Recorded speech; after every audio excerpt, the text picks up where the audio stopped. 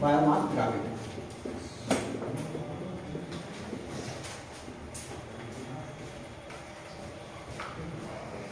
Pyramid of biomass, यदि biomass pyramid होता है, इसके बारे में हम लोग पढ़ेंगे। इसके पहले हम लोग पढ़ लेंगे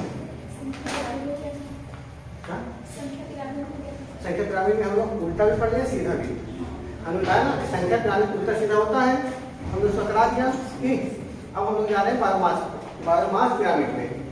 जो बायोमास पिरामिड होता है, अगर इसकी हम बात करें तो आप लोग जानते हैं कि बायोमास पिरामिड में आप जैसा होगा कि इसमें जो पोषण, एक पोषण स्तर से, मतलब कहा जाए जैसे जैसे हम पोषण स्तरों पे आगे बढ़ेंगे तो इसमें उनके बायोमास के संबंध को दर्शाया गया होगा। एक पोषण स्तर से दूसरे पोषण स्तर पे जाने में उसके बायोमास में जो अंतर आ रहा होगा, अब उस अंतर को अगर हम देखते कैसे दिखाई पड़ता पिरामिड जैसा, इसे क्या बोलेंगे? Biomass pyramid. समझ में आ रहा कैसे? किसी भी पारिस्थितिकी तंत्र की, चाहे खाद्य श्रृंखला हो चाहे खाद्य जाल, खाद्य श्रृंखला या खाद्य जाल में जो बायोमास होता है, बायोमास सबको पता चल रहा है। बायोमास क्या होता है? कौन सा भार? शुष्क भार। कौन सा? शुष्क भार। प्रति इकाई सतह पर प्रति इकाई समय में जो किसी पादप का या किसी जीव का या दोनों को सम्मिलित कर लेने पे उनका जो शुष्क भार होता है, दोनों को सम्मिलित कर लेने पे जो उनका शुष्क भार होगा वही क्या होगा? बायोमास। ठीक, बायोमास होगा। तो बायोमास पिरामिड में क्या होगा? ये एक पोषण स्तर से दूसरे पोषण स्तर में जब जाते हैं तो उनके बायोमास में कैसे कमी आता है। जैसे प्राथमिक, जैसे उत्पादक था, उत्पादक के बाद प्राथमिक उपभोक्ता जब बढ़ते हैं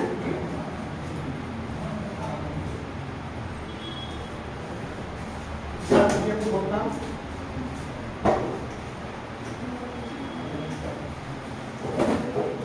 जैसे हम देख रहे हैं उत्पादक से प्राथमिक उपभोक्ता, प्राथमिक उपभोक्ता से द्वितीय उपभोक्ता की तरफ आगे बढ़ रहे हैं तो क्या होगा?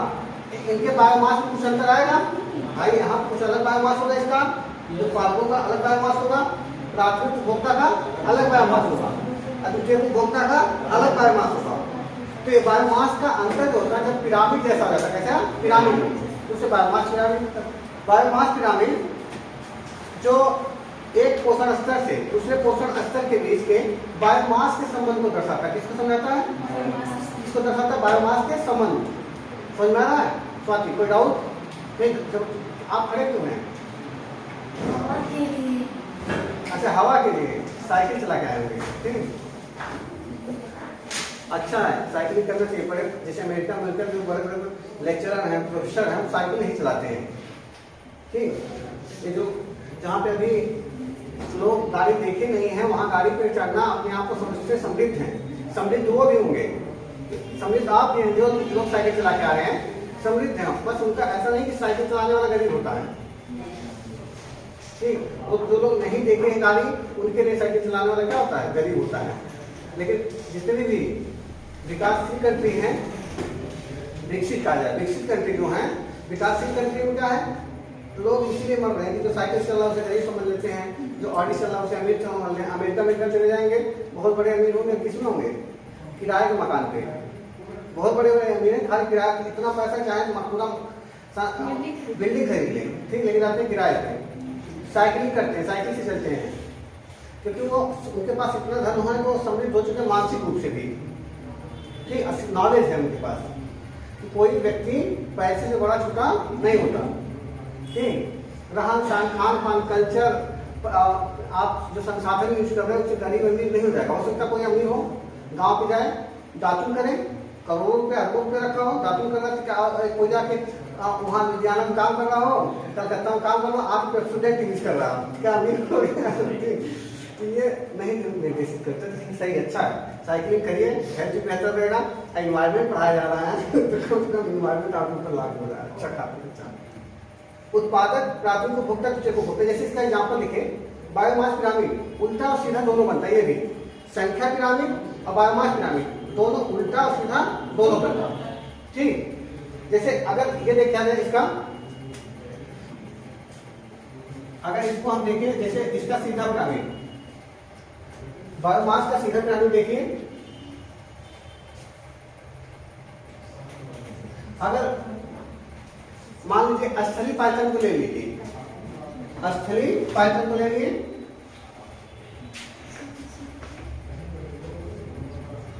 स्थलीय पायथन को ले लिए, ठीक, स्थलीय पायथन तक ले लिए हैं।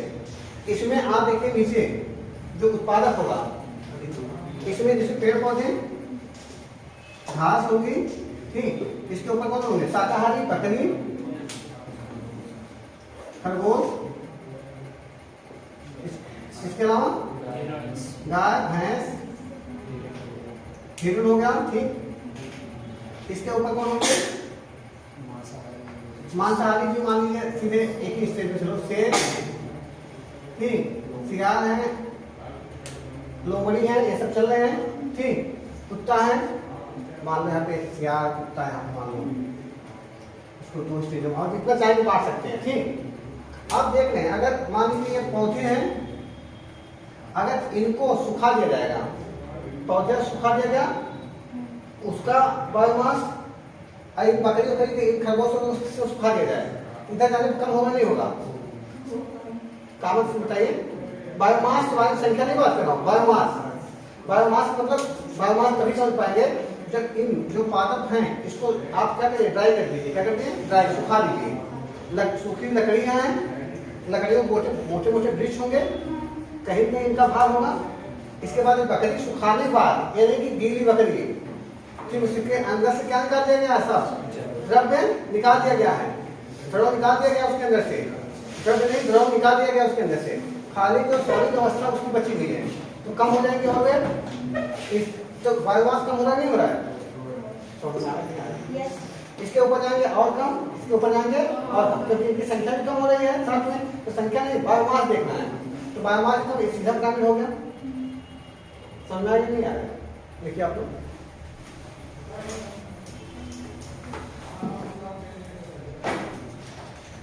पारितंत्र में, पारितंत्र में खाद्य श्रृंखला,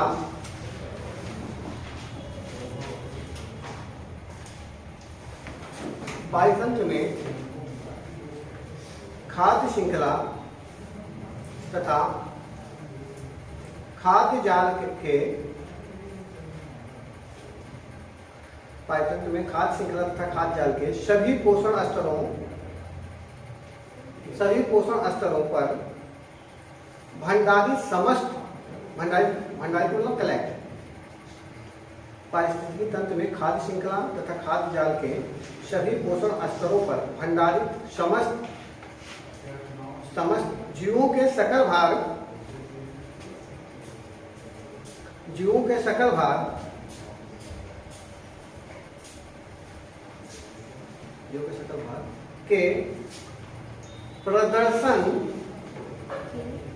के, जीवों के सकल भाग, समस्त जीवों के सकल भाग के प्रदर्शन तथा अध्ययन के लिए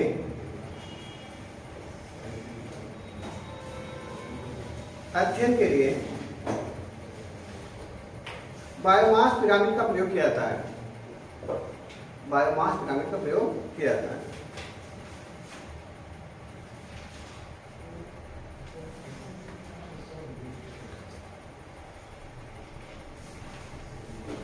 बायोमास में अगर यूनिट किसी चीज का बायोमास अगर निकाले तो उसकी इकाई का मात्रा क्या होगा, बायोमास का, बायोमास का मतलब क्या होगा, ग्राम प्रति मीटर स्क्वायर, वेरी गुड, ग्राम प्रति मीटर स्क्वायर होगा, ठीक है, समझ आ रहा ना, ठीक, आगे चलिए। Biomass pyramid, biomass pyramid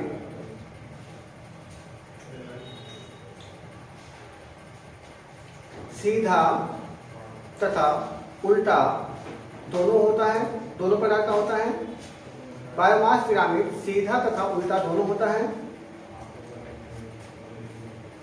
biomass pyramid सीधा तथा उल्टा दोनों होता है। अब पहला रहिए सीधा बायोमास पिरामिड, समझाई दिया हूं, सीधा बायोमास पिरामिड समझा दिया हूँ ना ये तो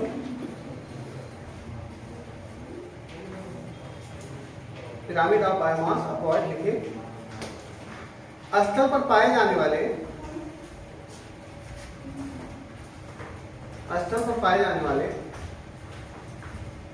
अधिकतम पाई तंत्रों के लिए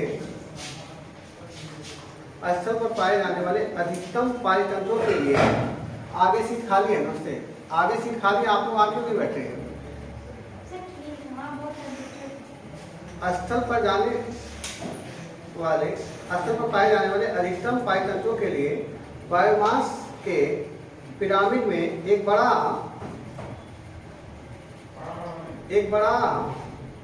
आधार प्राथमिक उत्पादकों से बनता है। एक बड़ा आधार प्राथमिक उत्पादकों से बनता है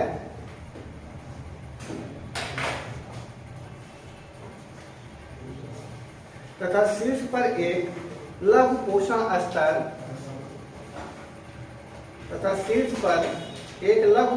स्तर होता है।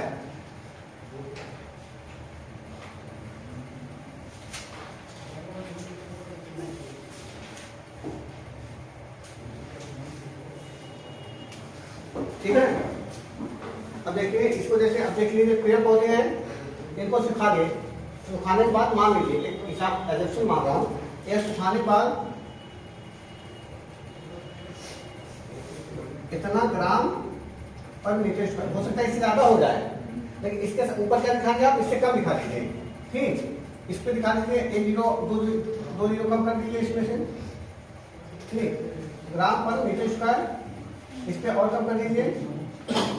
एग्जाम्पल फलस्वरूप है ऐसा नहीं, ठीक है, ग्राम पर मीटर स्क्वायर, ऊपर जाने पे 100 ग्राम पर मीटर स्क्वायर। ठीक, ऐसे देख रहे हैं, ग्राम बायोमास ऊपर जाने क्या हो रहा है, कम हो रहा है। ठीक, ये वाला बना लीजिए, स्थलीय पाचन का एग्जाम्पल देखिए, बना लीजिए। समझ में आ रहा होगा हमें लगता है आप लोगों को। आ रहा कोई डाउट खत्म कर,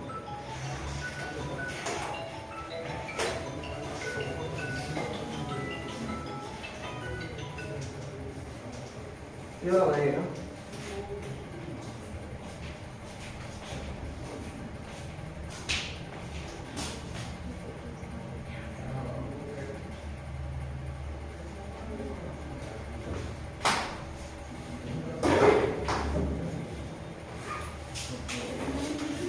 आप लोग जितना पीछे बैठेंगे उतना कंसंट्रेशन कम होता है क्लास में, क्योंकि भटकाव ज्यादा है। जैसे वहां देखेंगी, अगर आगे वाला व्यक्ति कुछ गतिविधि करेगा तो उस पर भी दृष्टिकोण आएगा आपका, आगे वाला सिर्फ टीचर पे जाएगा। ये ध्यान रखा करिए, अगर पढ़ना है तो कोशिश किया करिए कि आगे बैठे हम लोग, नहीं पीछे वाले भी टॉप करते हैं, ऐसा नहीं।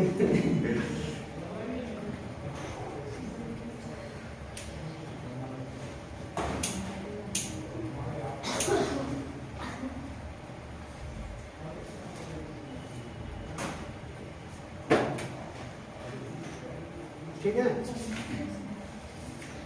बन गया। अब उल्टा बायोमास पिरामिड डालिए,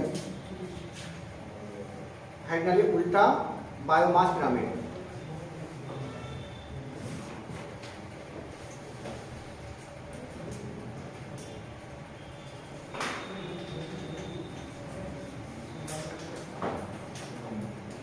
उल्टा बायोमास पिरामिड हो गया, आगे पड़ गया।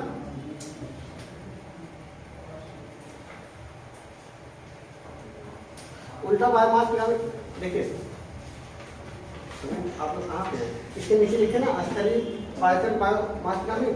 ठीक, अब उल्टा बायोमास पिरामिड में क्या होगा, जिसका अच्छा होता है ऐसा पिरामिड बायोमास से संबंधित, बायोमास को दर्शाने वाला किसी पायतंत्र या खाद्य श्रृंखला, आप ऐसे लिख सकते हैं, किसी पायतंत्र में खाद्य श्रृंखला या खाद्य जाल को निर्देशित करने वाला या दिखाने वाला ऐसा पिरामिड, जिसका बायोमास को दिखाने वाला ऐसा पिरामिड जिसका आधार क्या हो, आधार कैसा हो, टेढ़ा हो, और उसका शीर्ष कैसा हो, चौड़ा हो, उसे क्या बोलेंगे, उल्टा बायोमास पिरामिड।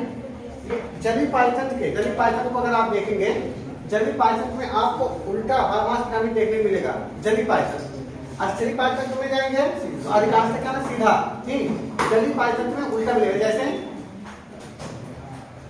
आप मान लीजिए नीचे जलीय जो पादप है, शैवाल है, जबकि जल में है तो इतने विशाल काय नहीं हो पाएंगे। भाई जल के जो पादप होते हैं या जो प्लांट होते हैं उनके शारीरिक संरचना जो है बहुत विशाल काय नहीं होती है, पादप प्लांट, क्योंकि वहां प्रकाश संश्लेषण बाधित होता है। इसका कारण क्या, प्रकाश का वहां पे आसानी से सुलभता ना होना, ठीक। तो इसलिए यहाँ पे जो पादप पाए जाएंगे वो कैसे होंगे, मुलायम होंगे। भाई तो आप जैसे आप एक नदी देख लीजिए, सागर देख लीजिए, उसमें जो प्लांट्स पाए जाएंगे वो ऐसा तो नहीं वृक्ष जैसे होते हैं विशालकाय, बहुत मुलायम होते हैं, बहुत हल्के होते हैं, उनका जीवन काल भी छोटा होता है। इन सब का कारण है जानते क्या, प्रकाश की उपलब्धता की कमी, प्रकाश कम पाना, प्रकाश कम होना इसका मेन कारण है। जलीय पाचन में जो फाइटोप्लैंक्टन होते हैं, इसमें कहा जाए फाइटोप्लैंक्टन मतलब वही पादप, जलीय पादप जो होते हैं उसमें उनका आकार छोटा, मुलायम या छोटा जीवन काल इसलिए होता है कि प्रकाश संश्लेषण कम होता है। मान लीजिए एक बच्चा है, उसे बचपन में पैदा हुआ, दो बच्चे पैदा हुए, एक को दूध मिल रहा प्रॉपर, उसे एक निप्पल से पिलाया जा रहा, एक को हो रहा दिन भर में 1 चम्मच पिला रहे हो, तो जो 1 चम्मच पिएगा उसका जीवन काल कितना होगा, कम होगा, कुछ दिन बाद टपक जाएगा, ठीक, खत्म हो जाएगा। तो सेम वैसे होता है। घास पाचन में घासें मुलायम क्यों होती है, छोटी क्यों होती है, देखते हैं वहां पे ज्यादा मेजर हो जाता है जल। घास पाचन में घास की छोटा होने का कारण है जल, लेकिन समुद्र में जल तो पर्याप्त मात्रा में है, वहां पे जलीय पाचन या जलीय पाचन में जल पर्याप्त मात्रा में, वहां प्रकाश, क्योंकि जल और प्रकाश दोनों प्रकाश संश्लेषण में क्या होते हैं, कारक होते हैं, मेन कारक हैं। तो जलीय पाचन के पौधे छोटे होते हैं, अमुलायम होते हैं, इसलिए क्योंकि प्रकाश की उपलब्धता कम होती है। अब वहीं पर स्तरीय पाचन के पौधे अगर घास के मैदान में जाए, घास के मैदान भी छोटे होते हैं, घास के मैदान में पौधे छोटे होते हैं, मुलायम होते हैं, लेकिन यहाँ पे कारण होता है जल की उपलब्धता का अभाव, दोनों अलग अलग है, समझ रहा ना। यही पे स्तर पे प्रकाश तो बाधा है नहीं, एक फॉरेस्ट है, एक जंगल है, घास का मैदान, वहां पर जो प्रकाश मेजर पार्ट है नहीं। कुछ ऐसे इलाके हैं जहाँ पे ऐसा कि प्रकाश भी कारक है, जैसे आप उष्णकटिबंधीय क्षेत्रों से ऊपर जब जाएंगे, शीतोष्णकटिबंधीय क्षेत्रों में, शीतकटिबंधीय क्षेत्रों में अक्षांश बढ़ने पे तापमान में कमी आती है, तो तापमान भी कारक हो सकता है, लेकिन तापमान इतना भी कम नहीं हो पाता है। उसके ज्यादा वर्षा ऊपर जाने पे ना उच्च अक्षांशों की तरफ बढ़ते हैं। उच्च अक्षांश का मतलब उष्णकटिबंधीय क्षेत्रों से या विषुवतीय क्षेत्रों से आप ध्रुवीय क्षेत्रों की तरफ जब बढ़ते हैं, तो आप देखते हैं जो घासें होती, घास के मैदान खाली पकड़ के चले कि घास के मैदान को आप वन में नहीं घुसेंगे, घास के मैदान में घुसेंगे, तो उष्णकटिबंधीय क्षेत्रों में घास के मैदान बड़ी बड़ी होंगी, उसमें हम जैसे आप जैसे लोग समा जाएंगे, इतनी बड़ी बड़ी घास। जैसे आप खुद देखेंगे अपने घर गांव आसपास कुछ देखे ना, उसमें हम लोग छिप जाएंगे, नहीं छिप जाएंगे, ठीक, हाँ। लेकिन जैसे आप फील मत करो, तुम लोग यहाँ देखो, ठीक। उसके बाद जो है जैसे जैसे आप उच्च अक्षांशों की तरफ बढ़ेंगे, शीतोष्णकटिबंधीय घास हो जाएंगे, तो उनका आकार उतना बड़ा नहीं हो पाएगा, क्योंकि वहां पे प्रकाश पहुंच रहा है, लेकिन तापमान कम होने के कारण, प्रकाश है इसके सापेक्ष में कम है, लेकिन प्रकाश कम होने के कारण क्या हो रहा है, वहां पे वर्षा कम हो रही है। उच्च अक्षांशों की वर्षा कम होती नहीं होती है, उच्च अक्षांशों की तरफ जाने पर वर्षा में कमी आएगी, क्योंकि कारण क्या है, तापमान और वर्षा कम होगी, पानी कम होगा, पानी कम होगा, तो वहां पर घास होगी बहुत लंबी नहीं होगी। ऐसे और ऊपर जाएंगे ध्रुवीय क्षेत्रों में, तो वहाँ एकदम तापमान कम होता है, तापमान बहुत कम होता है, वर्षा एकदम हो ही नहीं पाती है, तो वहाँ पर बहुत घास पनप नहीं पाती, बहुत होता है लाइकेन हो पाता है, कवक हो पाते हैं, काई जिसे बोलते हैं आप लोग, बहुत पाते काई जैसे वो बन पाते हैं, समझ में आ रहा है। तो आप इसमें देखिए उल्टा, अगर जलीय हमेशा बायोमास पिरामिड उल्टा बनता है अधिकांशतः जलीय पाचन का, किसका, जलीय पाचन। जलीय पाचन के जो पौधे पाए जाते हैं छोटे छोटे होते हैं, मुलायम होते हैं, अगर उन सबको सुखा दिया जाए, मान लीजिए शैवाल को ले लीजिए, उन सबको सुखा दोगे तो उसमें से ड्राई वेट निकाल देते, ऐसा नहीं गीला शैवाल, उसमें से क्या कर देना, उसका जो कहा जाए उसमें आर्द्रता है, नमी है, उसको निकाल लिया जाए, सुखा दिया जाएगा। देखो रुई से हल्का रुई जैसा हो जाएगा, हो जाएगा नहीं हो जाएगा। लेकिन उसमें अगर यहाँ पे जैसे शैवाल है, ठीक, छोटे जो पादप हैं, जलीय पादप हैं, ये सब है। इसके बाद इनको कौन खाएगा, छोटी मछलियां, उनकी संख्या, छोटी मछली कीट जो होंगे इनके ऊपर होंगे, इनको सुखाया जाएगा। इनके सापेक्ष में इनमें ज्यादा मिलेगा, इनमें ज्यादा बायोमास होगा। क्योंकि ज्यादा बायोमास ज्यादा क्यों होगा, क्योंकि इनको ये खाए हैं, इनको ये खाए हैं, ठीक। और एक्स्ट्रा भी चीजें अगर आती है तो इनमें बायोमास ऑलरेडी ज्यादा होगा, समझा ना। संख्या कम है लेकिन इनको एक ग्रहण करके अपना बायोमास बढ़ा दिए, ठीक। और इसके ऊपर क्या होगी, बड़ी मछली, कई छोटी मछलियों को खा के एक बड़ी मछली बनेगी, कई छोटी मछलियों को। इन सबको सुखाया जाए तो हम देखेंगे जैसे जैसे ऊपर जा रहे बायोमास की मात्रा बढ़ रही है, संख्या कम हो रही है, संख्या जली। अगर यही देखिए, यही अगर जली पाइथन का पिरामिड बनाते हैं, संख्या पिरामिड, तो क्या हो जाता, उल्टा हो जाता। जली पाइथन का संख्या पिरामिड बनता है, कैसा होता, सीधा हो जाता। कैसा था, सीधा हो जाता। इसी को उल्टा है, बताना चाह रहे थे, इसका उल्टा हो जाता है, सीधा हो जाता है। संख्या के हिसाब से ये ज्यादा हो जाएंगे, लेकिन इसका बायोमास पिरामिड बना रहे हैं जली पाइथन का, क्या बन जा रहा है, उल्टा। समझना क्या, बनाइए। देखिए जली पाइथन में, जली पाइथन में बायोमास का पिरामिड उल्टा हो सकता है,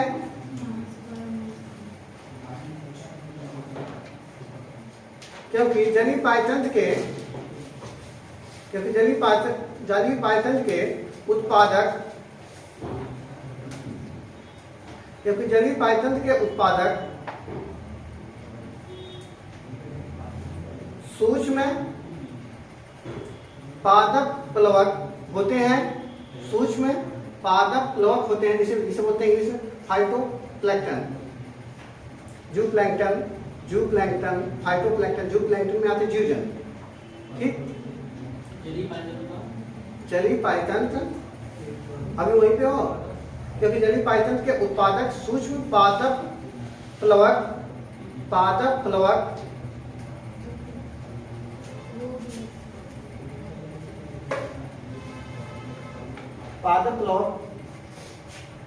फाइटोप्लैंक्टन। पादप प्लवक मतलब क्या, फाइटोप्लैंक्टन, ठीक। तो जैसे देखो अभी कोई वैसे इकोनॉमिक्स पढ़ाता एनवायरमेंट, तो बोलता फाइटोप्लैंक्टन, जूप्लैंक्टन, तो बताता नहीं जूप्लैंक्टन क्या होता है, फाइटोप्लैंक्टन। जूप्लैंक्टन में खाली जलीय जीव जंतुओं का इस्तेमाल किया जाएगा। फाइटोप्लैंक्टन में जलीय पादप। अब प्लैंक्टन बोले तो दोनों, मैं कहूँ कि जो प्लैंक्टन होते हैं वो किसी पारिस्थितिकी तंत्र की उत्पादकता को डिसाइड करते हैं, तो उसमें दोनों बात कर रहा है, ठीक। प्लैंक्टन बोल दूं, इसे हो गया, मैं बोलता हूँ विद्यार्थी, लड़का लड़की दोनों आगे, छात्र छात्राएं दोनों आगे, अब उसको अलग, छात्र अलग, छात्रा अलग। ऐसे ही प्लैंक्टन का अगर बोला जाए, प्लैंक्टन जली चाहे उसमें जीव होंगे चाहे वनस्पति, दोनों को बात करना होगा, तब वो बस बोलना चाह रहा होगा, एक शब्द में दोनों को डिसाइड हो गया। अगर उसी को अलग अलग करना है तो फाइटोप्लैंक्टन जलीय पादप करिए, और जूप्लैंक्टन जलीय जीव जंतुओं के लिए। देखिए आगे, जो तीव्र गति से वृद्धि करते हुए जनन करते हैं,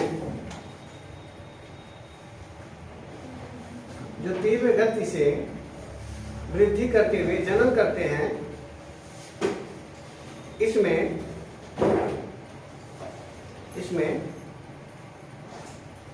बायोमास के पिरामिड का आधार छोटा होता है, इसमें बायोमास के पिरामिड का आधार छोटा होता है,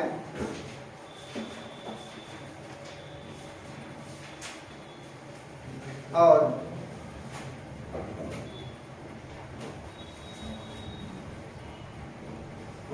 किसी भी समय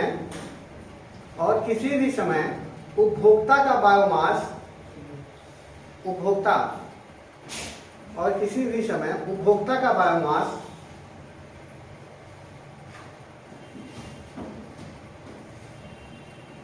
उपभोक्ता का बायोमास प्राथमिक उत्पादक के बायोमास से अधिक होता है।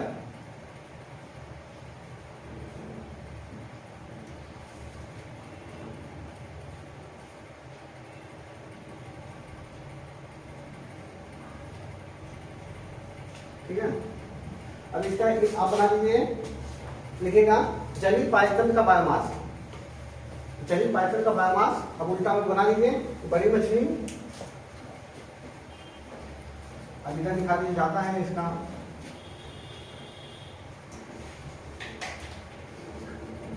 हमेशा यूनिट लिख दिया करिए आप लोग।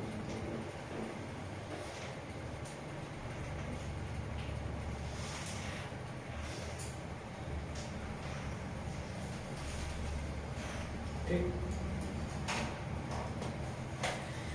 जलीय पायथन का बायोमास पिरामिड नीचे लिख दिया, जलीय पायथन का बायोमास पिरामिड।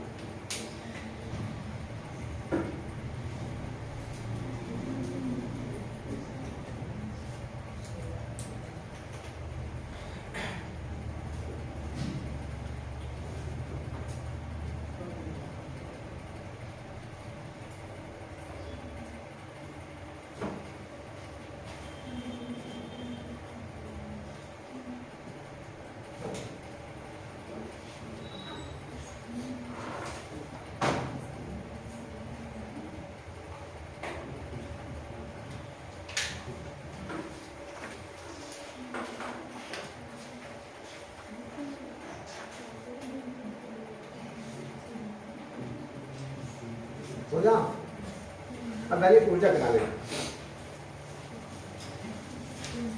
ऊर्जा पिरामिड, पिरामिड ऑफ एनर्जी।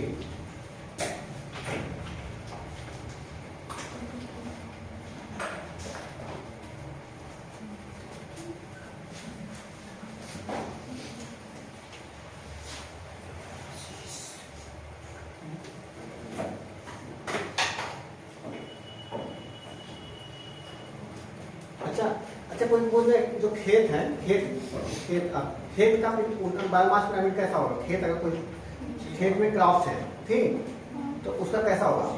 सीधा होगा, सीधा होगा। अगर मछली का तालाब है, मतलब मछली तालाब है उसमें मछलियां हैं, मतलब ये सब तालाब का कैसा होगा? Biomass pyramid. संख्या पिरामिड सीधा होगा, ठीक है। इस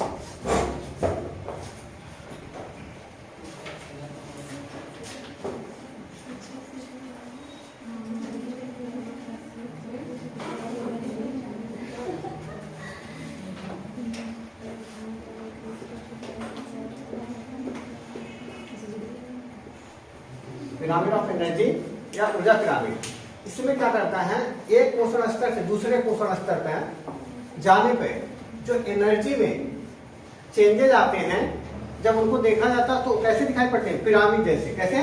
पिरामिड जैसे। तो उसे क्या बोला जाएगा? ऊर्जा पिरामिड। ऊर्जा पिरामिड किसी भी एक को बताएगा, जैसे दे देगा स्टेटमेंट, ऊर्जा पिरामिड एक पोषण स्तर से दूसरे पोषण स्तर पर ऊर्जा के स्थानांतरण को दिखाता है। तो सही गलत है? सही है, ठीक। अगर ये स्थानांतरण जो होता है, अगर इसका रूप पिरामिड जैसा हो जाता है तो इसे बोलते हैं ऊर्जा पिरामिड, ठीक। ऊर्जा पिरामिड हमेशा सीधा बनता है, हमेशा कैसा बनेगा? सीधा। इसका कारण है, इसका कारण जो है लिंडमान का 10% का नियम या पारिस्थितिकी का 10% का नियम, दूसरा नाम जो उसका लिंडमान का 10% का नियम। आप जानते हैं कि लिंडमान का 10% का नियम पढ़ाया गया था, बताया गया था आपको। पारिस्थितिकी का जब नियम बताए थे वही बताए थे, लिंडमान का 10% का नियम कि जब उपभोक्ता से, अब जब उत्पादक से उपभोक्ता की तरफ हम जैसे जैसे बढ़ते हैं, कितना परसेंट एनर्जी से ट्रांसफर हो पाती है? 10%। 10% जा पाए कहीं कहीं। आप देखते रहे, बताया गया था आप लोगों को कि मान लीजिए एक नीचे उत्पादक है, उत्पादक है, उत्पादक वाला हरे पेड़ पौधे हैं,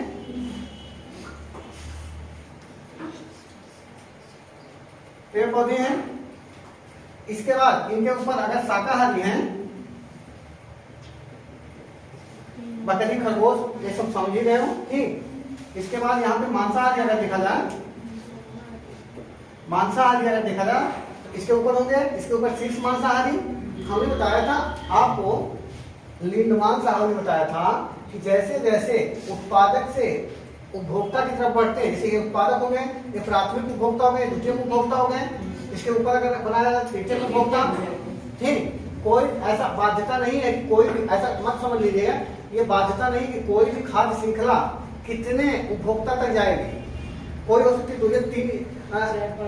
तृतीय उपभोक्ता तक समाप्त हो जाए, कोई हो सकता है सर्वोच्च उपभोक्ता तक जाए।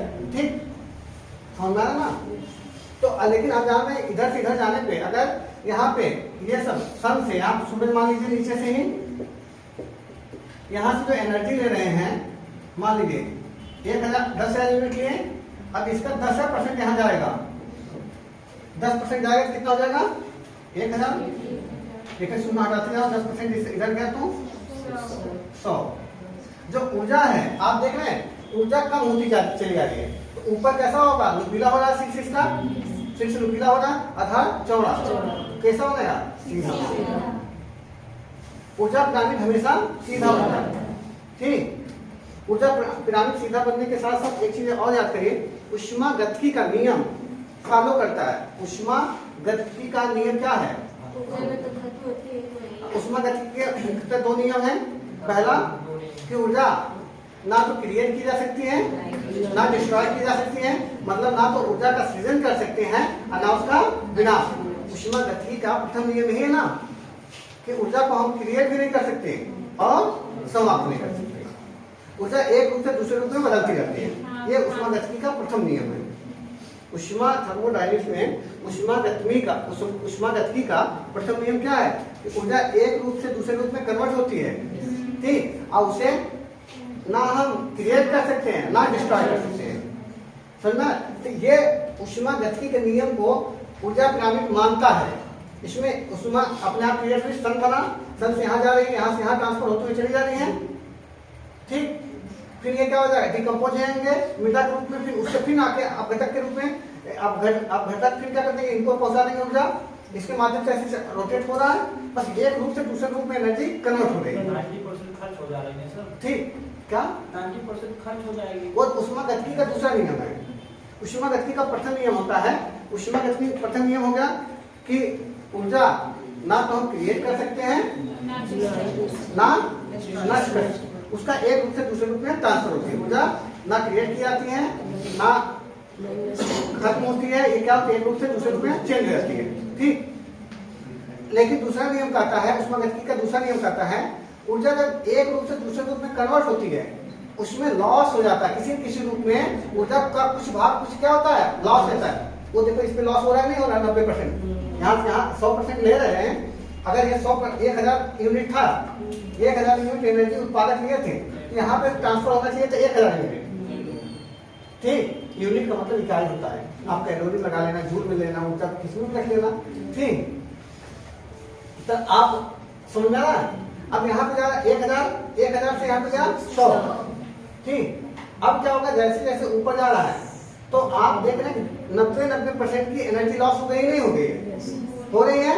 ऊष्मागतिकी का दूसरा नियम कहता है कि जब एक रूप से दूसरे रूप में एनर्जी जाती है तो उसका कुछ भाग अपशिष्ट के रूप में क्या हो जाता है? लॉस हो जाता है, हाश हो जाता है उसका, किसी किसी रूप में क्या हो जाता है? हाश होती है, पूरा ट्रांसफर नहीं हो पाती है। जैसे ये पंखा चल रहा है, पंखा में आपने विद्युत एनर्जी दिया होगा, इस विद्युत एनर्जी से किसमें कन्वर्ट हो जाएगा? मैकेनिकल एनर्जी में। लेकिन पूर्ण रूप से अगर मैकेनिकल एनर्जी में कन्वर्ट हो जाता तो पंखा में हीट क्रिएट नहीं होती। आप पीछे से जब टच करेंगे एक उष्मा के रूप में निकला नहीं होगा, नष्ट नहीं हो रही उष्मा, नष्ट तो हो ही नहीं रही है, वो क्या हो जा रही है? हाथ से ज्यादा उसका हम उपयोग नहीं कर पा रहे हैं, वो दूसरे रूप में कन्वर्ट हो रहा है जिस रूप में हम चाह ले रहे हैं। जैसे एक हीटर होता है, आप लोग हीटर देखते हैं, हीटर जलाते हैं, उसमें से प्रकाश निकलता है। हीटर हम इसलिए नहीं घर पे लगाते कि हमें क्या मिले? प्रकाश मिले। हम क्या करते हैं? हीटर इसलिए लगाते हैं हमें उससे ताप मिले। क्या मिले? ताप। लेकिन जो लाइट, जो प्रकाश निकला ना, वही वेस्टेज है हीटर में। अगर सबसे अच्छा हीटर वो माना जाएगा जिस दिन बन जाएगा जिसको आप चलाएं उसमें से सिर्फ हीट निकले, प्रकाश क्रिएटर न हो, प्रकाश के रूप में जो कन्वर्ट हो गया वो क्या है? हॉस है, उस रूप में। यही तो ऊष्मागतिकी के द्वितीय नियम है कि जब एक रूप से दूसरे रूप में एनर्जी जाती है उसका कुछ भाग क्या हो जाता है, हाथ नुकसान में चला जाता है, ठीक, उसका कुछ नष्ट नहीं होती। नष्ट कहाँ होता है, हीट एनर्जी कन्वर्ट हो जाएगी है। पहला नियम तो खुद कह रहा है कि नष्ट होगी ही नहीं ऊर्जा, अना क्रिएट की जा सकती है, एक रूप से दूसरे रूप में कन्वर्ट होती है।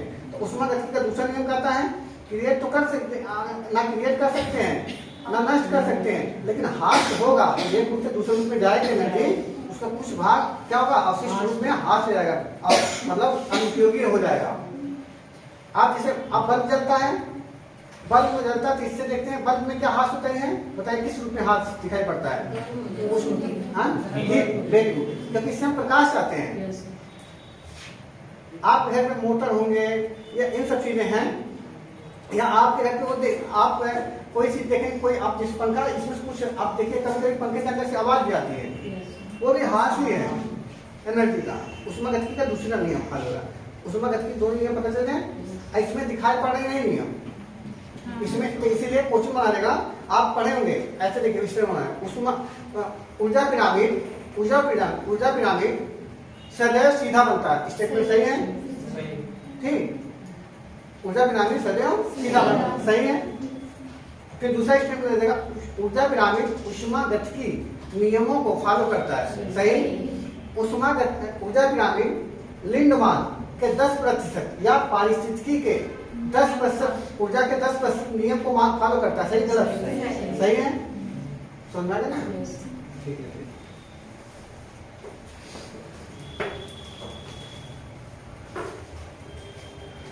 किसी पायतंत्र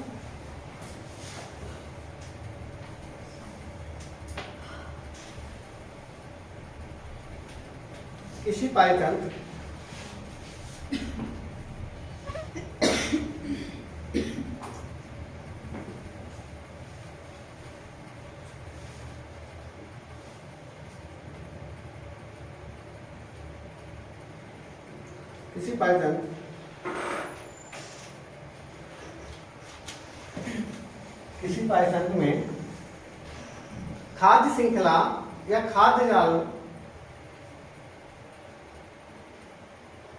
में ऊर्जा को ऐसे दर्शाया जाए कि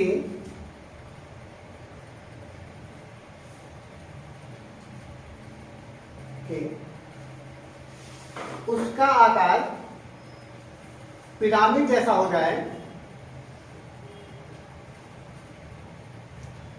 तो उसे ऊर्जा पिरामिड कहते हैं। ऐसा इसलिए होता है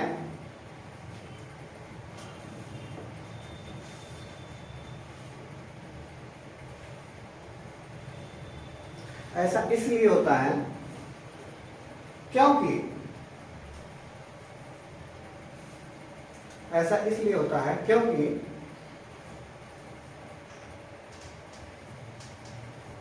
पारिस्थितिकी तंत्र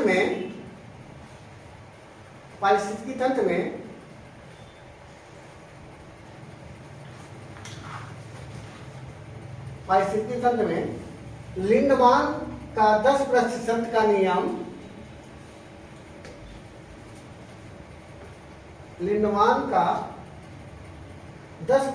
नियम, इसे ही बोलते हैं पारिस्थितिकी का 10% का नियम भी बोलते हैं, ऊर्जा का 10% का नियम भी बोलते हैं, ठीक, इसी का दूसरा नाम का नियम लागू होता है।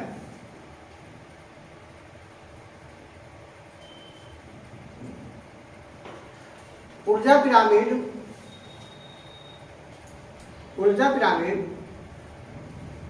उष्मागतिकी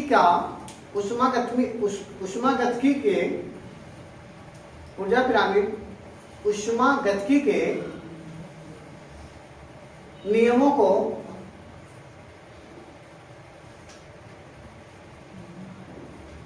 को अपनाता है।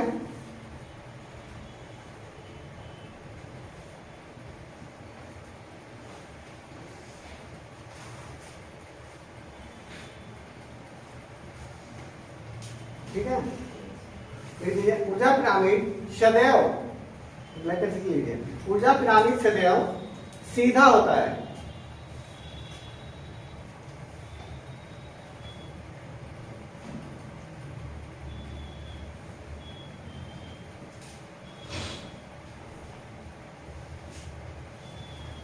उत्सर्जक क्या होता है? सीधा होता है। ठीक है, ये बना दीजिए।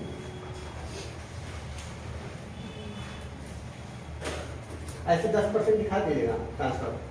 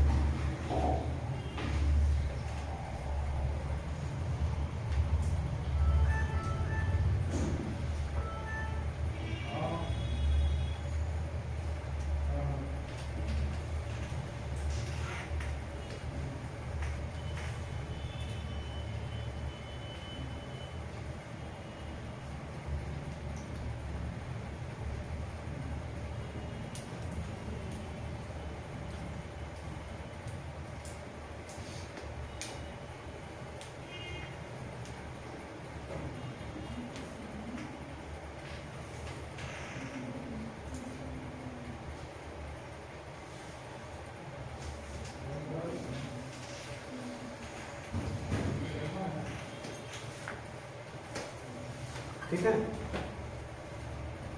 हो गया? तो लोग बना लिए।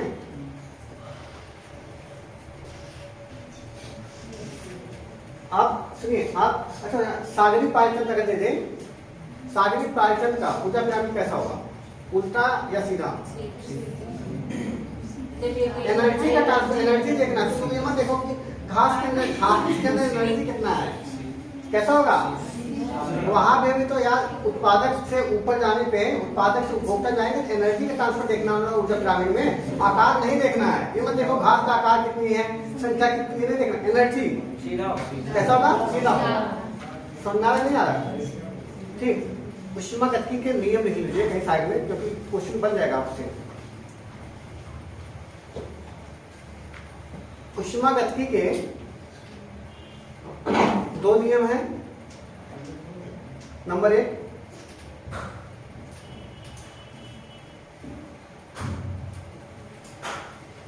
इसका पहला नियम का संबंध द्रव्य और ऊर्जा के संरक्षण से है। द्रव्य और ऊर्जा के संरक्षण से है। इसके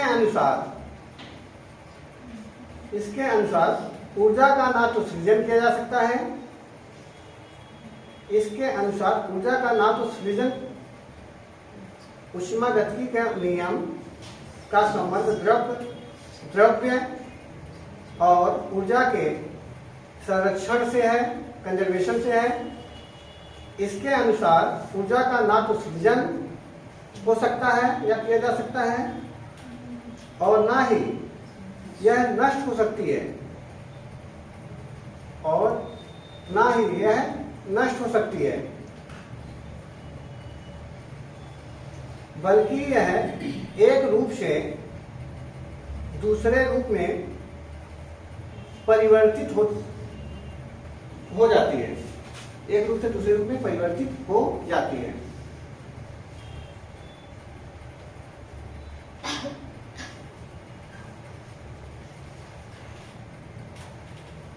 ठीक है,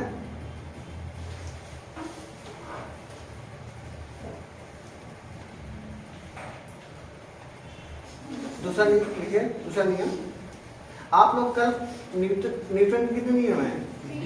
ठीक, तीनों नियम याद है नहीं? हमसे जैसे कुछ चीजें देखो, आप साइंस के हैं, आर्ट के, इससे मतलब नहीं है। ठीक, आपको तीनों नियम याद होना चाहिए, क्योंकि आपसे अपेक्षा क्या था, हाई स्कूल तक आप पढ़े हैं। ठीक, आप जैसे कुछ इंटरव्यू पूछ लेगा, छोटी छोटी चीजें नहीं बताएंगे तो छोटी चीजें नकारात्मक इम्पैक्ट डालती हैं।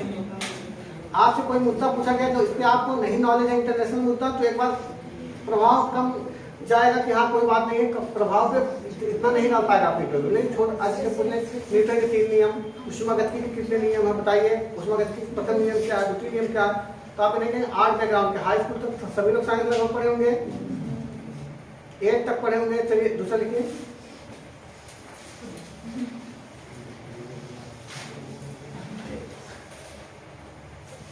इसके अनुसार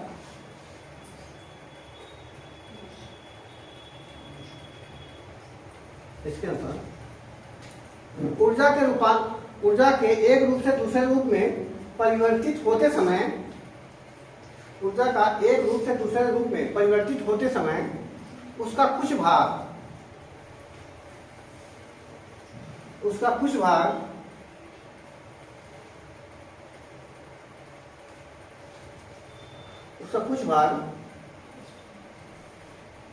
अवशिष्ट ऊर्जा के रूप में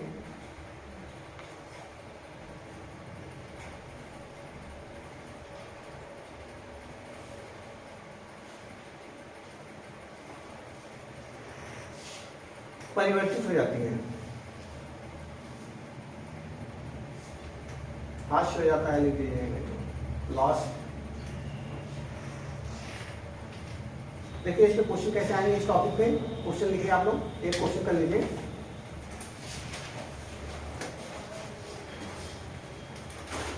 निम्नलिखित कथनों पर विचार कीजिए।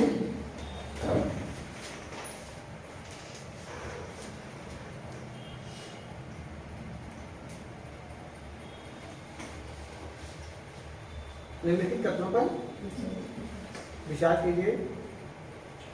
पहला कथन कौन सा, लिखिए। संख्या के पिरामिड उल्टा और सीधा दोनों प्रकार के होते हैं। पहला कथन है संख्या के पिरामिड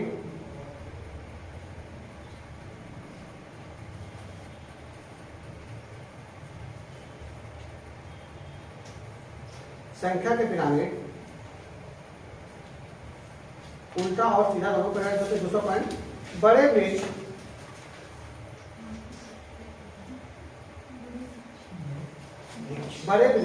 में जैव संख्या का, दूसरा पॉइंट, बड़े वृक्ष में हमें जैव संख्या नंबर का सीधा पिरामिड दिखाई पड़ता है।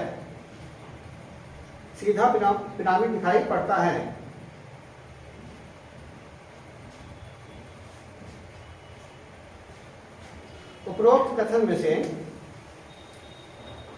कौन से कथन सत्य हैं? कौन से कथन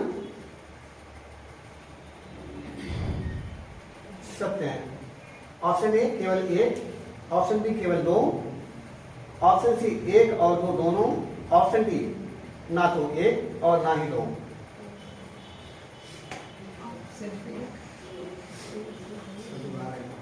कौन सा? केवल एक। सबको पता ना, क्योंकि बड़े वृक्ष का पिरामिड, संख्या पिरामिड कैसा होगा? उल्टा। क्योंकि वृक्ष एक होगा, उससे जो कहा जाए बंदर पक्षियां, उससे संख्या ज्यादा होगी, और परजीवी उनपे से भी ज्यादा। ऊपर जाने की क्या रहेगा? शीर्ष होगा। मेरे कंसेप्ट क्लियर आपका। अब जाइए आप लोग पारिस्थितिकी अनुक्रमण।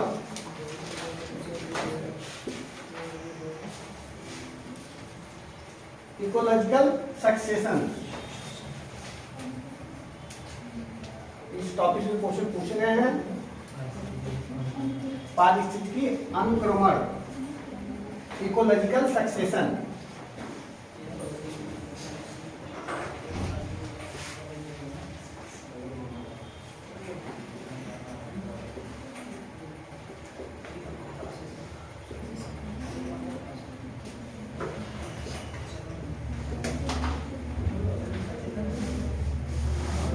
इकोलॉजिकल सक्सेशन, पारिस्थितिकी अनुक्रमण, बहुत इंपॉर्टेंट टॉपिक है। इससे क्वेश्चन आए हुए हैं।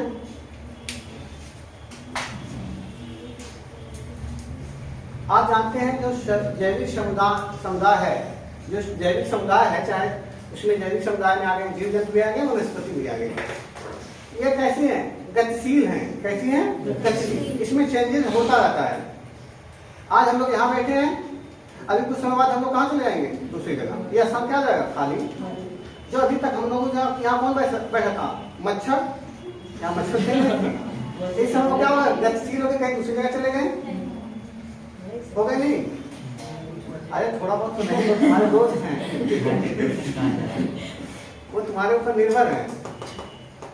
मच्छर तुम्हारे ऊपर निर्भर है, परजीवी है, ठीक। अब क्या होगा? इसके अलावा आप बताइए, आप जो घास होती है, देखते हैं कभी कभी जहाँ पहले कहीं लैंड एकदम खाली रहेगा, तब तक उस पर घास आ जाएगी, ठीक। कुछ दिन बाद वहां अगर विशालकाय वृक्ष हो गया तो घास को खत्म कर सकता है, बड़ी बड़ी घासों को क्या कर देगा, समाप्त कर देगा।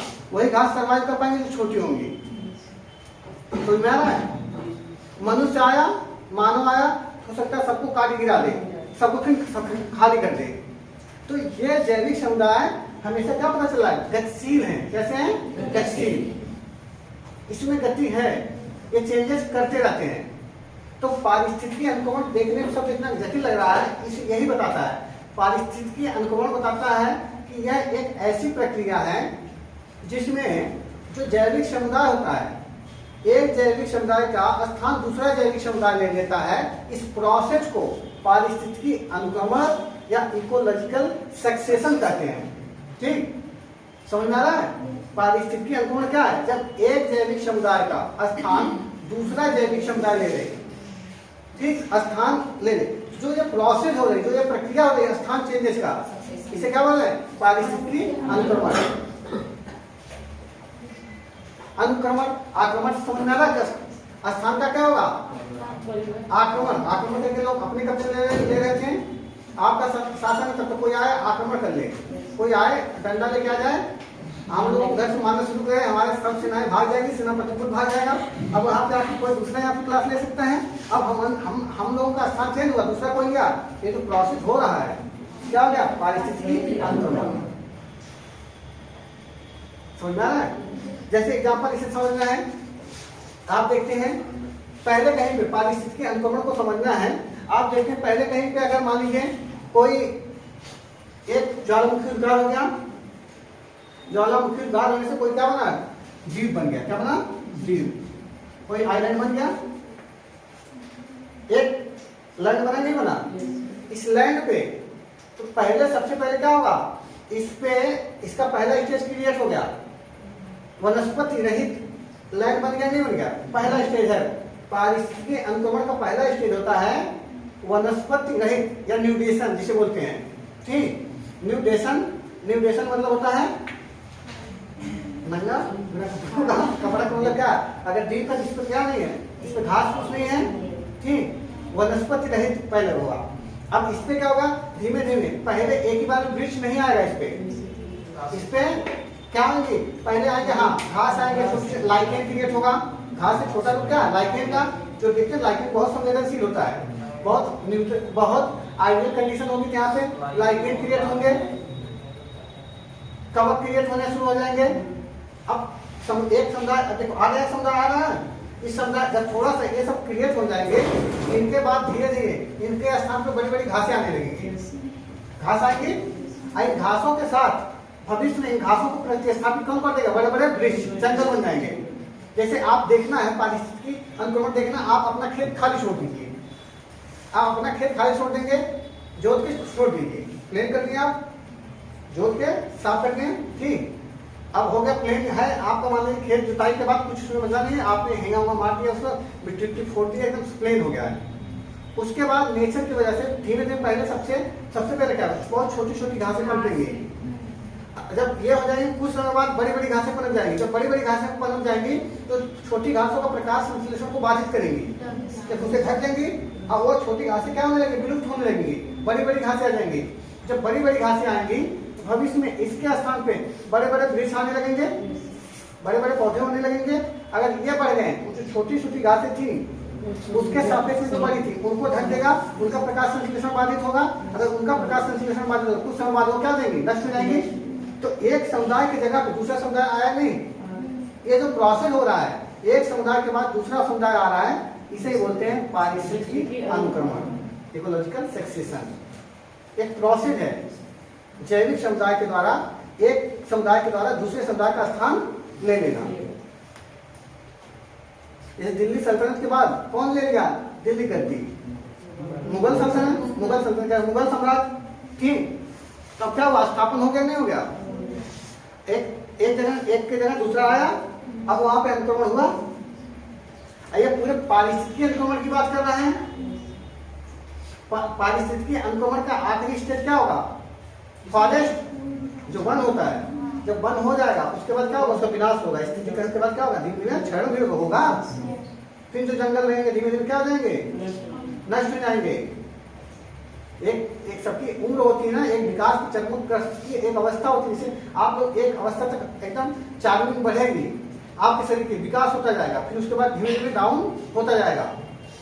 फिर जिस अवस्था में आप लोग बच्चे में पैदा होते, हाथ कैसे कमजोर था, ऐसे जैसे उसी अवस्था में लास्ट में जाएंगे।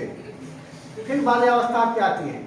पूरे जीवन प्रोसेस में आप अपने देखेंगे, जैसे बुद्धि नहीं थी, धीरे धीरे बुद्धि आई, बुद्धि मतलब समस्याओं को हल करने की टेंडेंसी डेवलप हुई, क्षमता डेवलप हुई, ठीक, विशाल का शरीर बनी। अब एक अवस्था बाद धीरे धीरे ढलती है शरीर आपकी।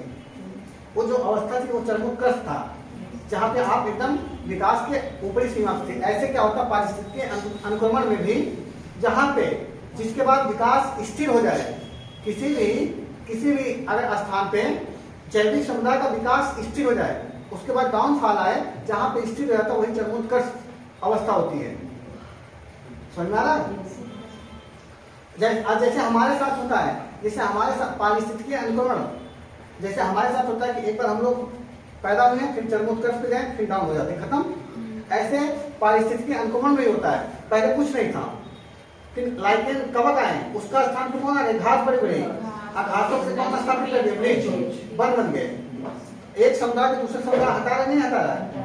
पहले लाइकेन था, पहले मैदान था, मैदान को जगह पे कौन आ गए? लाइकेन आए। अच्छा, इससे ये तो पादप बदल रहे हैं, पादप के साथ जीव जंतु बदलेंगे, जैसा उनके लिए आहार मिलेगा, ठीक, जो लाइकेन को खाने वाले रहेंगे वो पहले आएंगे रहेंगे, और जब लाइकेन समाप्त हो गया, घास हो गया होगा, तो यहाँ कौन आ गए होंगे? जीव जंतु, घास को खाने वाले जीव जंतु आए होंगे, ठीक। अब यहीं पे घास को खाने के साथ साथ यहीं पे घास जब ज्यादा थी, तो ऐसे यहाँ पे जीव जंतु आ रहे थे जो शाकाहारी के साथ मांसाहारी भी थे, वही मिलेगा शिकार। जब ये लोग घास खाने जाएंगे तो वही मांसाहारी, तो इन लोगों को खाने का मौका मिलेगा, वो भी यहीं पे रहेंगे। लेकिन जब ये वन रूप में आएगा, वृक्ष हो जाएगा, बड़ा विशाल का वृक्ष हो जाएगा, फॉरेस्ट में कन्वर्ट हो जाएगा, अब क्या होगा? घास की मात्रा कम हो जाएगी, घास की मात्रा कम हो जाएगी। अब यहाँ पे वो जो कुछ ऐसे जीव आएंगे जो इनकी गर्दन बड़ी होगी, जो बड़ी बड़ी पत्तियों को खाएंगे, वो भी जिराफ आ गए, ठीक, वो यहाँ पे आ जाएंगे, हाथी आ गई, तो और छोटे छोटे जीव भागने लगे, क्योंकि उनके पास खरगोश के लिए छिपने के लिए जगह नहीं है, वृक्ष पे छिप थोड़ा पाएंगे, तो अब उनकी संख्या यहाँ पे कम होगी।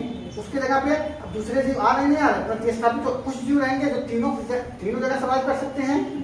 कुछ ऐसे भी होंगे जो बैक्टीरिया होंगे, कवक होंगे, वो तीनों स्टेज में घूम सकते हैं, ठीक। यही है पारिस्थितिकी अनुक्रमण, इकोलॉजिकल सक्सेशन। यहाँ से शुरू होता है, ये मत सोचिए कि यही अंत है, ये शुरुआत है पारिस्थितिकी अनुक्रमण का। इसके कितने प्रकार होते हैं, कितनी अवस्थाएं होती हैं, ये सब हाँ? इसमें अवस्थाएं होती है, जैसे होता है ड्यूरेशन हो गया, माइग्रेशन हो गया, हाँ, इसिस हो गया, इसके बाद कंपटीशन होगा, रिएक्शन होगा, स्टेबलाइजेशन होगा, ये इतनी होती है। ये कदम लगाने के लिए पूछ दिया है पीसीएस में, यही आप जो पूछ रहे थे यही है। इसमें कदम की क्या होता है, जैसे न्यूट्रिशन क्या होता है, या वनस्पति रहित क्या होगा? वनस्पति रहित पहला स्टेज बना था, नहीं बना था? अनुक्रमण का पहला स्टेज है वनस्पति रहित, एक द्वीप का निर्माण हुआ, एक द्वीप बना तो वनस्पति रहित है, पहला स्टेज हो गया। दूसरे में प्रवास होता है, प्रवास में क्या होता है? यहाँ पे तरह तरह की प्रजातियां, आप द्वीप बन गए तब लोग आएंगे, प्रजातियां आएंगी, वनस्पतियां आएंगी, कहीं तो प्रवास करेंगे। यहाँ पे न्यूट्रिशन था ना, कुछ नहीं था, यहाँ कोई आएगा प्रवासन किया, दूसरा स्टेज हो गया, प्रवास क्या हुआ? दूसरा स्टेज। इसके बाद इसमें क्या होगा? अस्थापन होगा, जिसे इसिस बोलते हैं। अस्थापन का मतलब यहाँ पे जो भी प्रजातियां आएंगी उसमें अंकुरण होगा, उसमें जनन होगा, उसमें प्रजनन होगा, उसे बोलते हैं अस्थापन, इसिस। समझ में आ रहा? इसके बाद तीसरे, जब उसमें जनन होगा, प्रजनन हो गया इस प्रोसेस में, तब क्या होगा? उसमें कंपटीशन होना शुरू करेगा, एक प्रजाति दूसरी प्रजाति से कंपटीशन करेगी।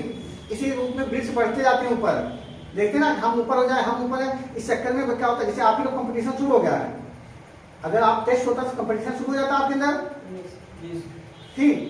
तो पारिस्थितिकी अनुक्रमण में कंपटीशन इसके बाद होता है। जब कंपटीशन हो गया फिर रिएक्शन दिखेगा, रिएक्शन आएगा नहीं आएगा? प्रतिक्रिया, तुम तो फेल हो गई, तुम पास हो गए, तुम्हारा अच्छा नंबर कैसे है, कैसे आ गया, ठीक। तो वो आदमी सोचता हमसे खुश है, तो पूछता कैसे आ गया, ठीक। इसके बाद जब रिएक्शन हो गया एक समय बाद फिर क्या हो जाए, स्थिरीकरण, एक लाने आपका कंपटीशन करने की, विकास करने की एक क्षमता होती है। तो लास्ट में क्या हो जाएगा, स्थिरीकरण।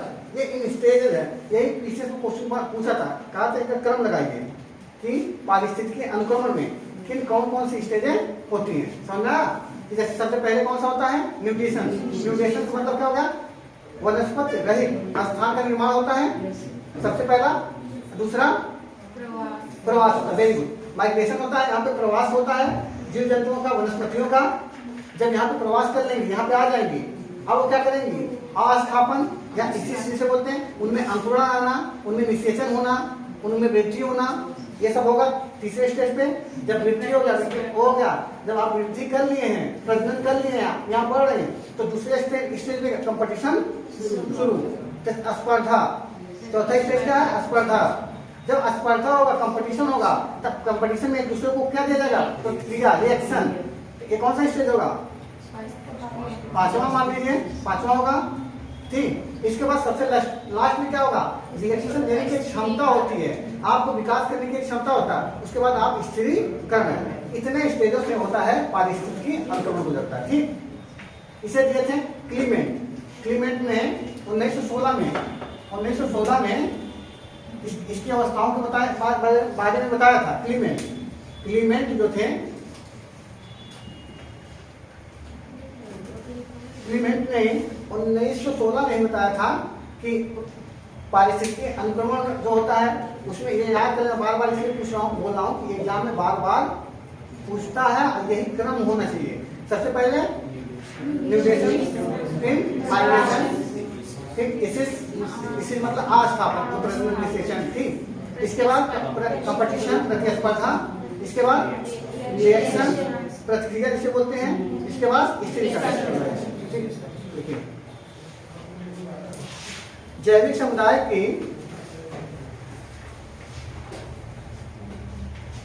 चलिए कल लिखवा देते हैं, कल थोड़ा मुझे जाना है, ठीक।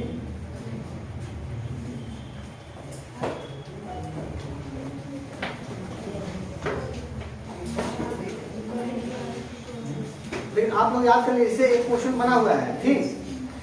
अच्छा एक क्वेश्चन नहीं खाली कर लीजिए, अगर पढ़ा दिए हैं एक क्वेश्चन खाली कर लीजिए, लिखवा देंगे कल। अगर पढ़ा दिए तो एक क्वेश्चन जो आया है करिए इसी टॉपिक से।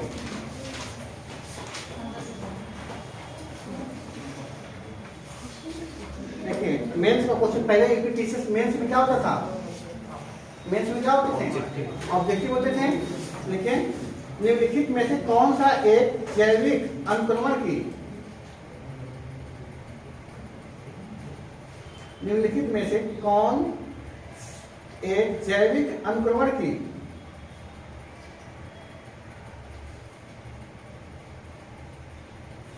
प्रावस्थाओं का सही क्रम है, सही क्रम होना चाहिए। इस संविधान में पूछता प्रस्तावना में जो संप्रभुता है, समाजवाद है, पंचनिरपेक्ष है, लोकतांत्रिक गणराज्य है, इनका क्रम लगाने के लिए पूछता है कि सही से। अब इसका मतलब क्या, क्रम लगाने पूछ रहे, इसका मतलब क्या दिख रहा है, एग्जाम बनाने वाला कह रहा है कि आपका माइंड स्थिर होना चाहिए, पढ़ते समय पता होना चाहिए कैसे पढ़ना, किस क्रम में चलना है, ठीक। पहला ऑप्शन में लिखिए, यूपीपीसीएस में 2016 क्वेश्चन है।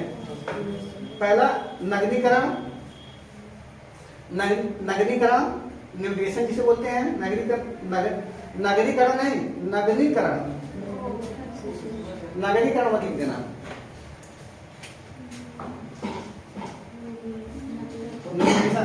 ठीक। इसके बाद दूसरा कामन लगा इसी में, प्रवास,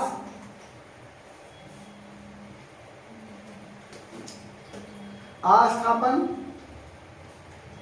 प्रतिक्रिया, स्थिरीकरण,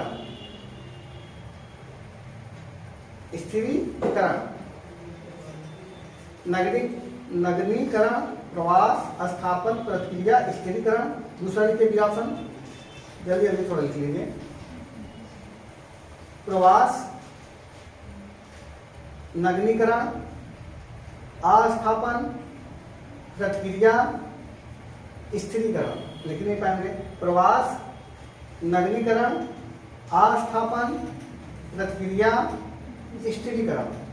सी ऑप्शन, अस्थापन, आस्थापन, प्रवास,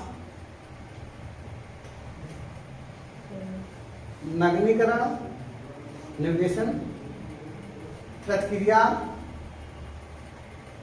स्थिरीकरण,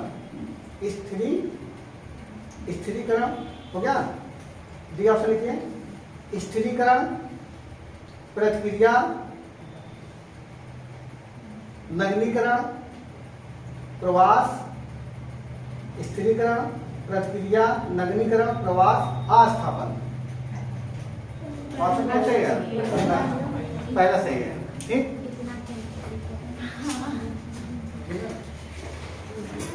धन्यवाद।